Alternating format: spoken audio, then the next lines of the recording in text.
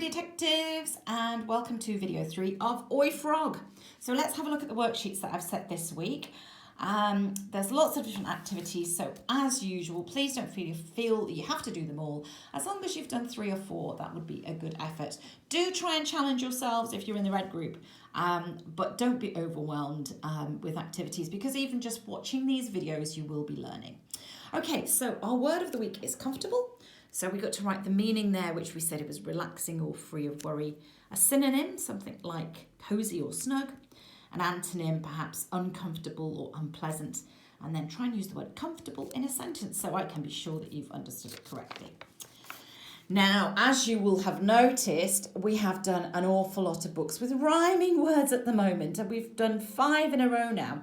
So you should all be super familiar with rhyming words. I know we've done quite a few exercises on them. So what I'd like to do now is see how you can think of some rhyming words. In the past, I've given you words and asked you which ones rhyme, but now I want to see if you can come up with your own. So I've got an example here of the word goat. So I've written 3 words that rhyme with goat. I've written coat, wrote, and quote. You could probably have had another one, maybe stoat, or bloat, or even boat. So there's quite a lot of words that rhyme with goat. See if you can come up with 3 words that rhyme with these words that I've got. We've got house, bay, car, wall, and sun.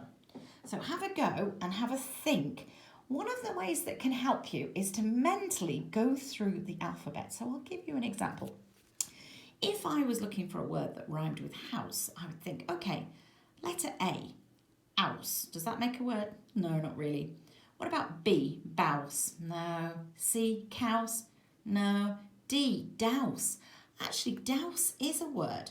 That's when you could douse something. If you had a fire, you could douse it with water to make the fire go out. So that you've got a word there. You might need to look that up in the dictionary to see the correct spelling, because as we know, the spellings do not always look the same. But then if you go through the alphabet, you could say, so we've got up to D, E, F, G, G, grouse. Now that's an animal, so that's another word that rhymes with house. So go through the alphabet and that will help you to figure out what words you could get that would rhyme with these words here.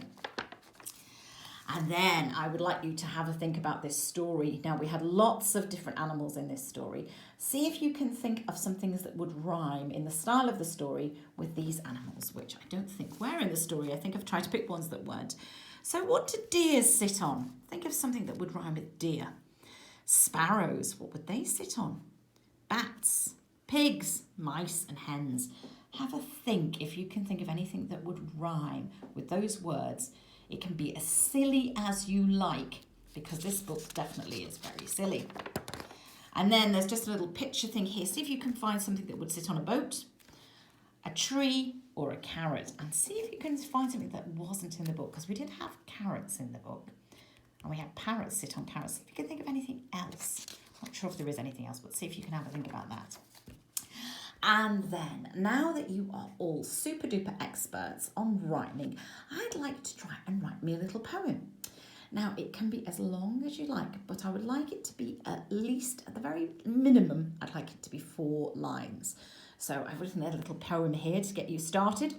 Poems can be fun to write, but yours shouldn't keep you up all night. 4 lines of words is all I need. Even short poems can be fun to read. So have a go. Make it as long as you like, but it has to be at least 4 lines. Otherwise, it won't really, I won't really be able to see that you've got it rhyming. So have a go at that. And then if you would like to draw a picture of your poem, whatever's happening in your poem, you may. Now, last week we had a look at word contractions, which is things like I am, which are shortened to I'm. So we're going to have another quick look at that here, just to make sure you've definitely followed this. There's quite a lot of these contractions in this book. So have a look, for example, but I don't want to sit on a log, said the frog. What's the contraction in there? You have to look for the word that has the apostrophe in, which indicates something's been missing. There we are, don't. So don't is actually do not. And we've missed out the O and turned it into one word, don't. So we had to put that apostrophe there to indicate that a word has, a letter has been taken away. So have a look through these examples. We've got, can't I sit on a mat, said the frog. I wouldn't mind sitting on a chair. Doesn't sound very comfortable. It's not about being comfortable. Don't you know anything? I was hoping you weren't going to ask that, said the cat. So have a look through those and see if you can circle the word that is the contraction and write the full 2 words that that contraction is representing below.